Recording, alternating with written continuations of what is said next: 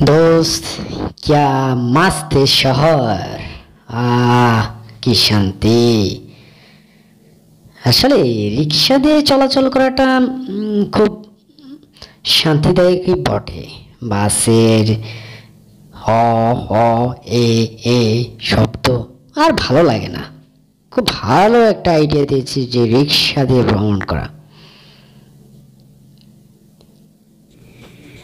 अरे भाई साहब ए भाई साहब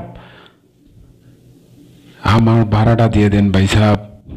আপনারা দুইজন বন্ধু অনেক দিন পর দেখা হয়েছে, ঘুরছেন, অনেক মজা করছেন ভাই সাহেব। আমার তো সংসার আছে ভাই সাহেব, আমার যাইতে হবে, টাকা দেন ভাই সাহেব।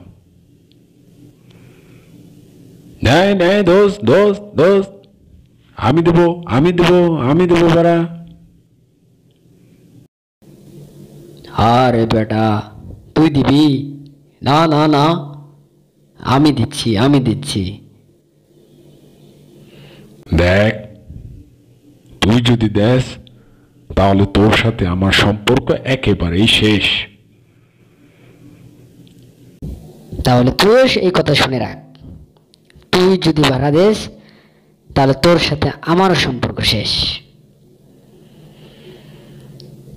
তো এটাই ঠিক, চল, রিক্সা ভাড়া দেওয়া লাগবে না। अरे भाई साहब, आपको मुझे क्या लेना देना ভাই है? সাহেব, আমার টাকাটা দিয়া দেন ভাই সাহেব, গরিব মানুষ। আমি কি বিগাড় করলাম আপনাদের? তুমি কি চাচ্ছ